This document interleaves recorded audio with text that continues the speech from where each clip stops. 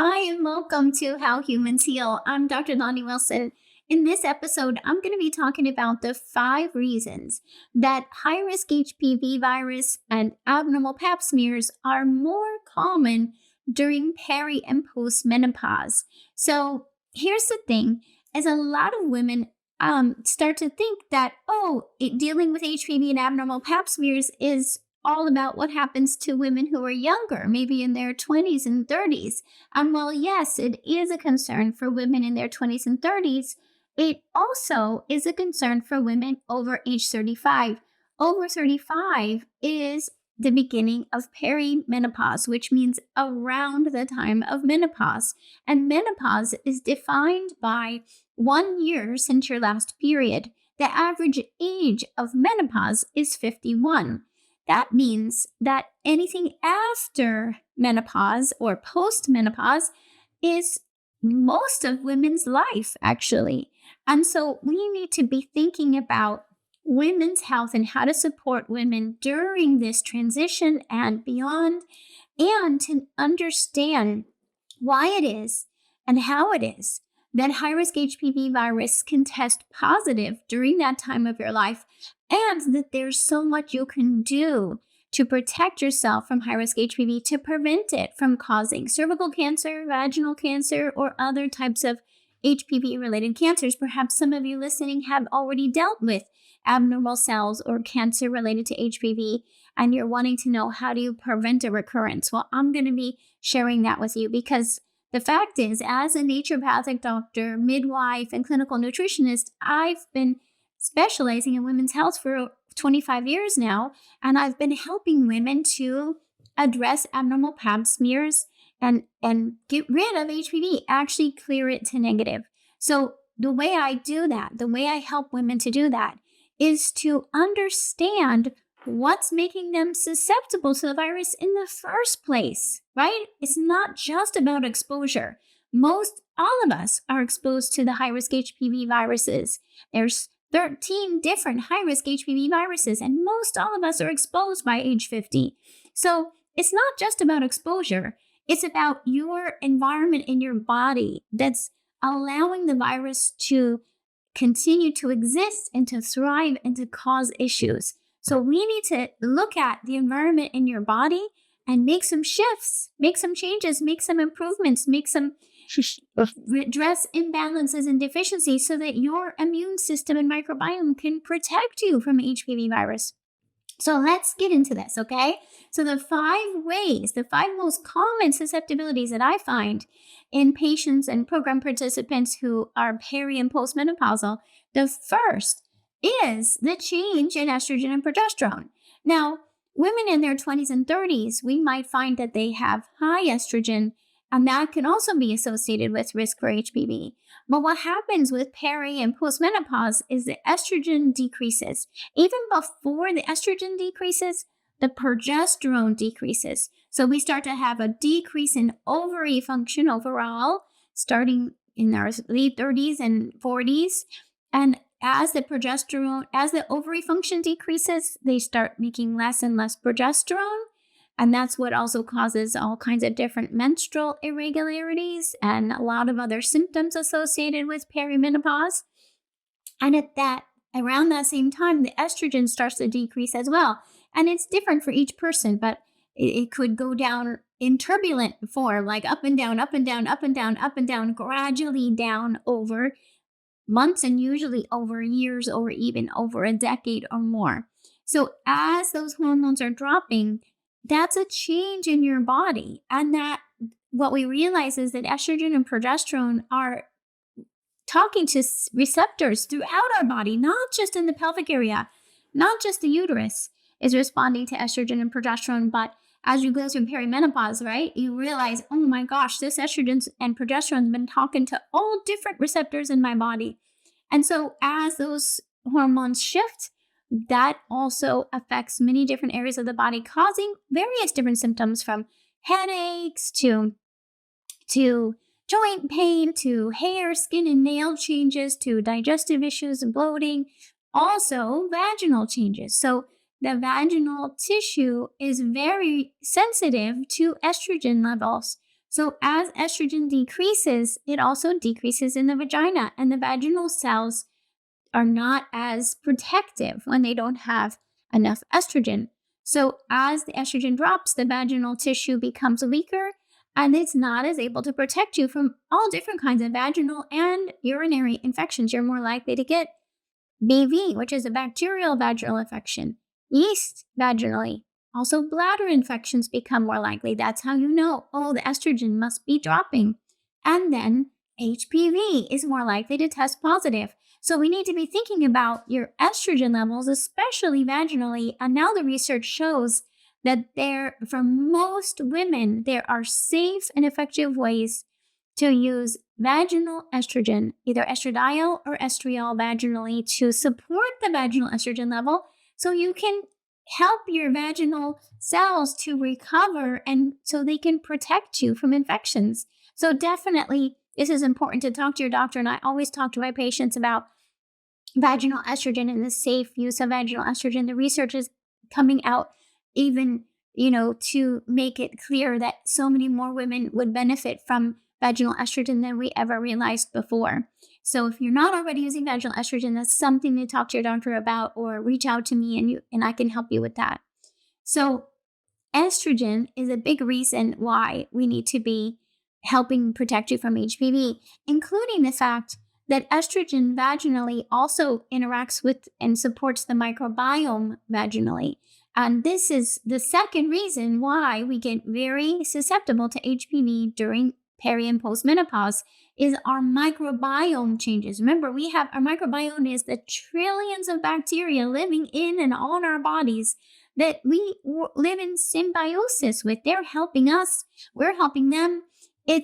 When we have these positive, balanced microbes in and on our system, they're actually benefiting us, right? That's why we swallow probiotics, is because we're hoping to benefit our gut microbiome. Well, during peri and post-menopause, as the hormones are shifting, so is your microbiome. It actually shifts the bacteria that are living in your gut, and you can make you more likely to have gas and bloating. And also weight gain is associated with a shift in gut bacteria, and also a change in the vaginal microbiome. There's some healthy microbes in the vagina that should be protecting you from HPV and other infections. So if you're testing positive for high-risk HPV, it tells me those bacteria are not doing their job. And so when the estrogen drops, it shifts the microbiome, the lactobacillus drop, and this allows the HPV to show up. And then once the HPV shows up, it starts affecting the microbiome even more. So this is a huge reason and something we can address. Yes, you can take oral probiotics. I developed a women's probiotic specific for this specific purpose to help you get your oral and vaginal bacteria back on track again. And there's more we can do. So if you need help with imbalances in your vaginal microbiome, please reach out, because you're probably not going to hear about this at the regular gynecology office. There's special testing we can do. There's treatments we can do that are not in the standard of care. So please don't just leave yourself dealing with this for years or decades. Please reach out for help. I know how scary it is to test positive for HPV virus, and I know it's even more concerning when your gynecologist tells you that all you can do is wait and see if it continues and if it causes abnormal cells. That's exactly why, as a naturopathic doctor and midwife, that I feel so passionate about helping women to be proactive about protecting themselves from HPV virus. I've been helping thousands of women for the past 23 years to do exactly that, and to get HPV to negative and stay negative. And that's why I developed the Say Goodbye to HPV online program, where you can get access to my proven protocol from wherever you are in the world. So I hope you will come check out the Say Goodbye to HPV program, review the success cases, and see if this is going to be a good fit to help you get your life back from HPV. Okay, the third way that perimenopause makes you more susceptible to HPV is because there are changes in insulin function. So what happens is, as the estrogen progesterone drop, so does our insulin function.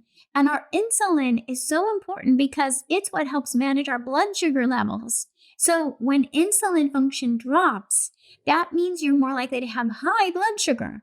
And as your blood sugar is higher, not only does it make you more likely to gain weight and more susceptible to high cholesterol and diabetes, but it also makes you more susceptible to high risk HPV virus. So you just go, oh my gosh, no wonder. And you need to make sure your doctor is testing for high blood sugar in your blood. When you get your blood work, you can get a fasting glucose, you can get hemoglobin A1C tested in your blood work. And even if it's not diabetes, even if it's higher than it used to be, that could be increasing your risk of HPV virus and cancer. So we need to be helping you to drop that. We can do that with diet changes, and we can also do that with nutrients and herbs that help increase insulin function and counteract that effect during menopause. So, by the way, when the microbiome changes, it also affects your insulin. So it all ties in together, right? Really. And so we need to address all of these factors. Okay, so far we have estrogen, progesterone changing, we have the microbiome changing, we have insulin changing. And the fourth one is we have higher inflammation in the body, likely because of these other things. And just on its own, when women go through menopause, inflammation levels increase in the body. And you'll especially know this if you're experiencing joint pain, headaches, sometimes skin rashes, and just feeling fatigued and even kind of like swollen or puffy. This is all inflammation in the body. And inflammation can be because of high blood sugar. It can be because of imbalanced gut bacteria. It can also be because of something called leaky gut, where the intestinal cells are not as healthy and they're allowing food to leak through and trigger inflammation. So we need to know if you have leaky gut, which I test my patients for and help them to heal it, because we can heal leaky gut and therefore we can drop your inflammation. We don't need to be relying on anti-inflammatory medications when we can use diet and nutrients and herbs to lower inflammation, right? My patients, amazingly, we drop inflammation levels and they feel so much better. And when there's inflammation in the vagina, because inflammation anywhere in your body is going to end up in the vagina too, the inflammation in the vagina increases risk of high-risk HPV. High-risk HPV thrives, it loves it. When there's inflammation, there's not enough good bacteria, there's not enough estrogen, the immune system's dropped, and the high-risk HPV is like, great, this is the perfect place for me. So we need to change that whole environment. And yes, we can address directly in the vagina, but the fact is if we address your whole body, then we're going to have much better long-lasting results than if we just focus on the vagina. Okay, so we're going to do both. Focus on vaginal health and focus on your whole health. Okay, ready for the fifth thing? The fifth thing that changes during perimenopause that makes you susceptible to HPV is cortisol levels. Cortisol is our main stress hormone. It's there all the time. We need it. We need it to wake us up in the morning and get us through the day and then decrease at night so we can go to sleep. And so we need cortisol all the time. However, when we're under a lot of stress and when we're going through life transitions like perimenopause, it affects our cortisol level, and it can go for some people higher at certain times a day, for some people lower at certain times a day. It's so unique to you. So we need to test your levels. I don't like to guess. As you can tell, I like to test. I like to see exactly what's happening with your cortisol levels. When is it high? When is it low? And the reason is because the treatment is affected by that, right? If your cortisol is high at night, I'm going to suggest herbs and nutrients that lower cortisol at night. And it's not just a masking of it or a temporary suppression. It's actually helping to reset the signaling in your body to bring your cortisol back to optimal. How great is that? We want to reset your cortisol back to optimal so that it can maintain it optimal. It's way different than what we find and what we do with conventional medicine and pharmaceuticals, which are temporarily changing and manipulating levels. This is way different. When we use lifestyle, diet, herbs, and nutrients, we're actually creating a shift that you can maintain going forward. That doesn't happen in standard of care. That doesn't happen with conventional medicine. So what I do is I want to test your cortisol, which we can measure with urine or saliva when you wake up in the morning, the middle of the day, the evening, the bedtime. So we know exactly what your cortisol's up to. Then I can recommend exactly which herbs and nutrients at what time of day for you to get your cortisol back on track. Because the fact is that cortisol communicates through our whole body. It's really like the manager of everything. It's going to send us, if it's off balance, it's going to send stress signals to your digestion, which further causes leaky gut and microbiome issues. It's going to send signals to your insulin, further raising your blood sugar levels. It's going to send signals to your poor ovaries that are already struggling, causing them to struggle even more, and your thyroid to struggle even more. It's going to send signals to your nervous system, disrupting your neurotransmitters like serotonin, GABA, and dopamine, affecting your mood and sleep and energy and focus. And it's going to disrupt your immune system. More than anything with HPV, we need your immune system protecting you. But if cortisol is too high or too low, it's going to disrupt the signal to your immune system. Same with when your microbiome's out of balance, it disrupts the immune system. When your insulin's out of balance, it disrupts your immune system. And pile on top of that, the cortisol's out of balance, your poor immune system is going to have a really hard time protecting you from all different infections, including high-risk HPV virus. So does that make sense? Why it's all connected? And I'm hoping this helps you understand maybe other symptoms you might be experiencing in your body as well. And you go, oh my gosh, these are not all separate things. This is all to do with one thing. This is all that your body, as a humans, we wish we didn't go through an aging process, but we do. And as humans, we go through peri and post-menopause. And as women, as our ovary function decreases, these are the effects that we can identify, and we can help ourselves through it. You don't have to just throw up your hands and say, there's nothing I can do. There's a lot you can do, right? There's a lot we can do to understand exactly how it's affecting your body using specialty testing that I offer through my office to patients around the world. And then we can support your body. We can use natural hormones in very safe and effective ways to help replace estrogen and progesterone. And for some women, that's a priority. And for some women, they prefer not to use estrogen and progesterone very much, or not very much. And that's fine. You have to do what feels right to you. Still, we can use herbs to support your estrogen and progesterone as best as we can. We can also use herbs, nutrients, and diet, and so much more to support insulin function, to drop inflammation, to support your microbiome, to rebalance your cortisol. You see what I mean? Doesn't that seem amazing that we can bring everything back into balance, including your immune system, and now your body can fend off HPV. HPV doesn't have a chance in your body, in your vagina, anywhere in your body, because HPV can also thrive in the oral area, right? So we want to help protect you from head to toe from high-risk HPV virus. To me, HPV-related cancers are completely preventable by taking this approach. So if you would like to learn more, then please just come check out my website. You can come to drdoni.com, drdoni.com. You can also go to clearhpvnow.com, which brings you straight to all the resources I've created to help you with HPV, clearhpvnow.com. And you can also click on the links down below to join me at my next How to Get Rid of HPV workshop, which is a free online workshop for you anywhere in the world to join.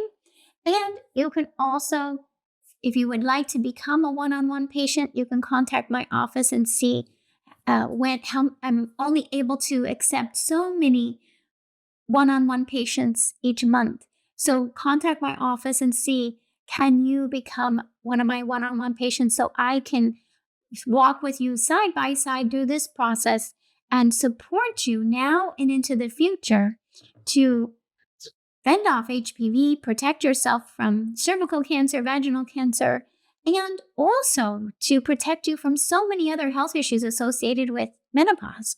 For example, weight gain and diabetes, let alone heart disease, dementia, and bone loss. All of these things can be prevented. So I'm so glad you joined me here to learn more about menopause and high-risk HPV virus, and look forward to connecting with you again soon. Please, if you would like to continue listening in to me with the How Humans Heal podcast, be sure to subscribe so you don't miss the next episode. I'll see you soon. Thanks for listening to How Humans Heal. If you liked this episode, leave a rating and a review. And for more resources, visit drdonnie.com.